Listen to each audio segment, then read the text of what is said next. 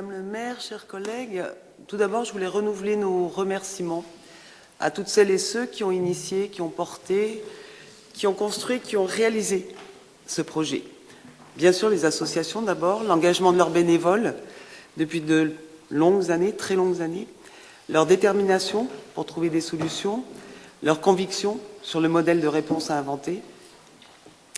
Les élus ensuite, et la première d'entre elles, vous, Madame le maire, qui avez su entendre, écouter, comprendre et agir.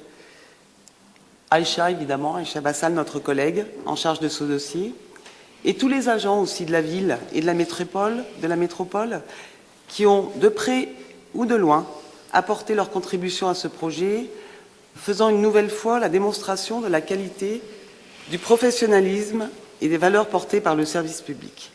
Enfin, tous les partenaires qui se sont mobilisés et qui restent mobilisés aujourd'hui pour offrir aux femmes victimes de violences ce lieu d'accueil, ce lieu d'écoute, de prise en charge, de reconstruction, ce lieu d'espoir pour leur avenir.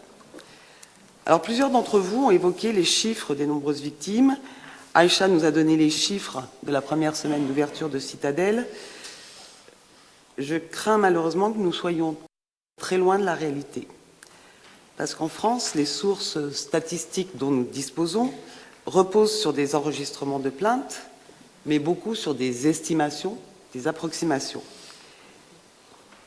Et combien sont-elles, celles qui ne disent rien parce qu'elles ont peur? Combien sont-elles, celles qui attendent, pensant que ça va s'arranger?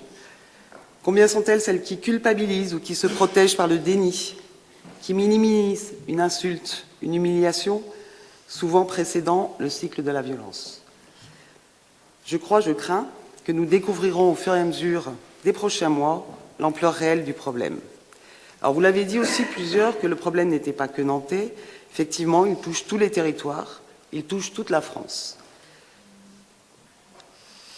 Aymeric l'a rappelé, je m'associe à ce qu'il a dit, que la lutte contre les violences faites aux femmes, qui devrait être une priorité absolue pour notre gouvernement et sa majorité, qu'il avait reconnu grande cause nationale, l'égalité femmes-hommes reconnu grande cause nationale, le Grenelle des violences conjugales, mais on s'interroge où sont les actions concrètes, où sont les moyens financiers adéquats. Quand une ville comme Nantes décide d'ouvrir un lieu d'accueil 24 heures sur 24, 7 jours sur 7, en réunissant tous les professionnels, en mettant tous les moyens nécessaires, financiers et humains, pour prendre en charge les victimes, quand une ville comme Nantes agit et se donne les moyens de faire bouger les choses, alors oui, on peut être fier de cette ville, on peut être fier de notre ville.